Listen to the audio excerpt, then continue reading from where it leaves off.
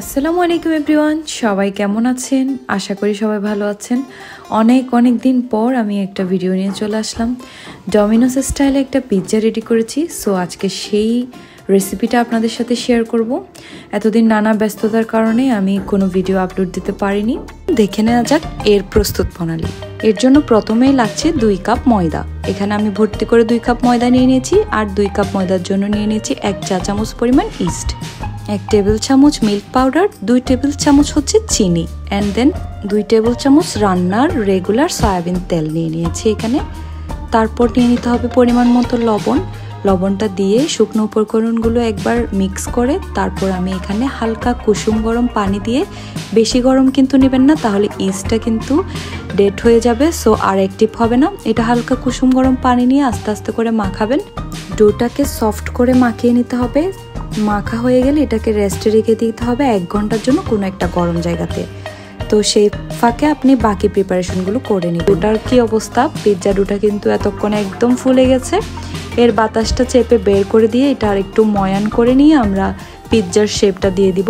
এটা তো সবাই জানেন কিভাবে পিৎজার শেপটা দিতে হয়। পিৎজার ডোটা রেস্টে রেখে আমি বাকি প্রিপারেশনটা করে নিয়েছিলাম। তো তখন আমি কি করেছি আপনাদের সাথে শেয়ার করছি।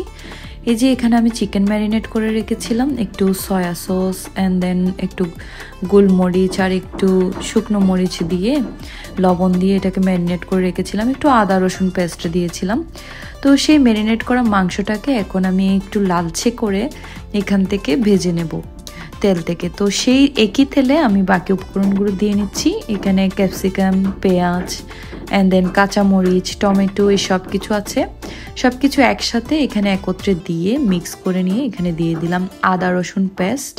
এটা আসলে ফিলিংসটা আপনারা যে যার ইচ্ছে মতো করতে পারবেন। এখানে আমি দিয়ে দিচ্ছি কিছু কুচনো চিকেন অ্যান্ড দেন একটু মরিচের গুঁড়া, একটু গরম মশলা গুঁড়া অ্যান্ড দেন একটু হলুদ গুঁড়া একদম সামান্য, আর হচ্ছে লবণ দিয়ে দিয়েছি। লবণ ছাড়া তো কোনো কিছু হবেই না, কোনো স্বাদই বোঝা যাবে না, সো লবণটা কিন্তু মনে করে দিতে হবে। এই যে আমার আরেকটা পুর রেডি হয়ে গেছে।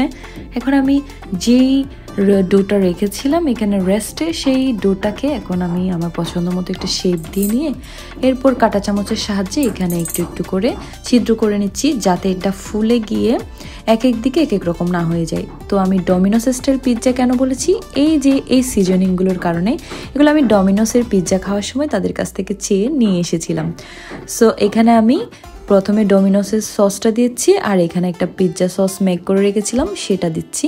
সবগুলো দিয়ে ভালোভাবে স্প্রেড করে চারিদিকে আমি সসটা দিয়ে দিলাম। অ্যান্ড দেন ওই যে ডমিনোসের সিজনিংটা নিয়ে এসেছিলাম সেই সিজনিংটা চারিদিকে দিয়ে দিলাম। তারপর উপরে দিয়ে দিচ্ছি mozzarella cheese. And then mozzarella cheese দেওয়ার পর আমি আমার ইচ্ছে মতো এটাতে ফিলিংস টপিং দিয়ে নিব। সো টপিংয়ে আমি এখানে বড় বড় যেই চিকেনগুলো করেছিলাম সেটা দিয়ে নিচ্ছি। আমি 2টা পিৎজা বানাবো এখানে 2 স্টাইলে। সো এই পিৎজাটাতে আমি বড় বড় চিকেনগুলো দিয়েছি আর ক্যাপসিকাম পেঁয়াজ দিয়ে আবারও মোজারেলা চিজ দিয়ে দিয়েছি একটু বেশি করে। দেন আবারও সিজনিং দিয়ে এবার আমি দিয়ে দিচ্ছি এখানে আমার চিলি ফ্লেক্সগুলো দেওয়ার পর এটার কাজ শেষ হয়ে যাবে। এটার আর কোনো কিছু করার নেই, এটাকে সরাসরি চুলায় দিয়ে দিব। তারপর আমি অন্য আরেকটা পিৎজা কিভাবে রেডি করছি সেটা আপনাদেরকে দেখাচ্ছি। এটাও সেম প্রসেসে চারিদিকে গোল রুটি করে নিয়েছি অ্যান্ড দেন সসটা দিয়ে দিচ্ছি।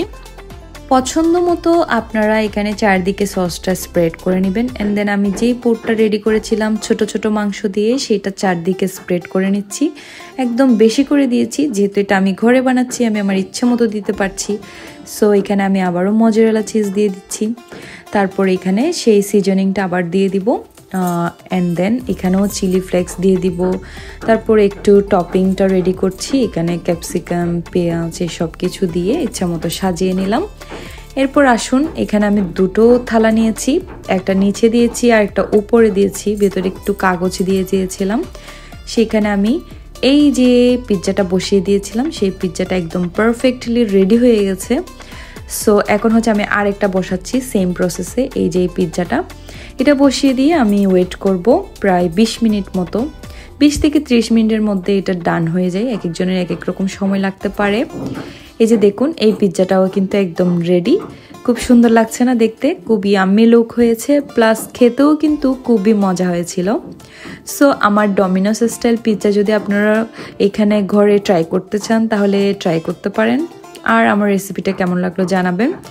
রিসেন্টলি আমার বোনের এঙ্গেজমেন্ট হয়েছে, সবাই দোয়া করবেন, সেই জন্য আমি এতদিন খুব ব্যস্ত ছিলাম। ওই ভিডিওগুলো আমি আস্তে আস্তে শেয়ার করব। Thanks for watching.